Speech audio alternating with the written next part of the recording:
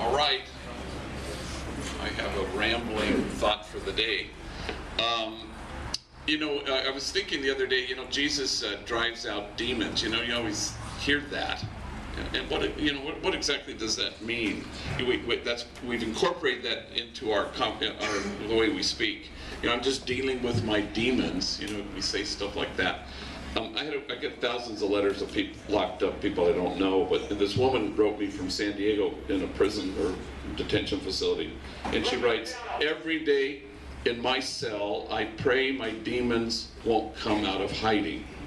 So it's a way of speaking. We talk about our demons, and I think demons are those things that have taken over. It can be anything. It can be drugs, it can be alcohol, it can be celos. How jealousy works with your partner, that can take us over. Sometimes it can be barrio, your own neighborhood, your own gang.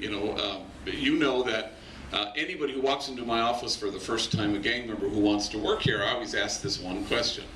I have lots of questions, but I ask this one always. I say, name one good thing that's come into your life because of your barrio. And I only get one answer, because there is only one answer. They always say, I can't think of a single good thing that's come into my life. Now, that's not the answer that they think I want to hear. That's the truth. That's the right answer. That's, in fact, the only answer. But the other day, somebody gave me another answer. A homie sat there and he said, he thought for a long time, and he says, well, my barrio has made me who I am. I said, no, it's kept you from who you are. And that's the truth. Demons are those things that keep us from who we are. I know another young woman who was 16 years old. She was driving a car, and she had homies in the car, and somebody in the car she didn't know had a gun, rolled down the window, shot and killed somebody. And she was sentenced to die in prison. We are the only country on the planet Earth that does that, by the way. We sentence children to die in prison. Her sentence is so long she'll never come out. And she writes, I did what they say I did, but I'm not who they say I am. And that's also the truth. And so demons are the things that keep us from who we are. They keep the mask on, where we hide and we don't see the real deal, the whole truth.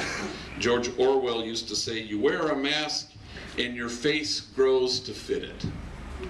And that's how comfortable we are with not knowing the truth of who we are, with not knowing the joy of that. And that's what Homeboy Industries is about, is to delight and to be joyous in the face of finding the truth of who you are. A metaphor I think of often comes by way of Pee-Pee. A lot of you remember Pee-Pee from the very first office. He's a kid who grew up at Homeboy Industries, lived in the projects, kind of a slowpoke. Now he's a grown-ass man with 2 kids, but I wrote about him in my book, and although I changed the name, but he's very slow. Didn't do well in school. So, he was taught by the folks at Homeboy Industries how to tell time like 10 years late, or how to remember his birthday like 10 years late. Slow, but he was like a dry sponge, and all this attention and lavish love was like water that just sort of transformed this dry sponge. But here was the image. I'm saying Mass at Dolores Mission at 6 o'clock on a Saturday. It's a summer night, and I'm standing in front of the congregation. I'm preaching or presiding, and the side door is open, and all of a sudden Pee-Pee shows up, and he's been running. He's out of breath, but he's just joyous, and he's smiling and having this out-of-body kind of delighting, joyous experience. And I stop, and I look at him, I say, Pee-Pee, what are you doing? And he looks at me and he says, I'm finding you.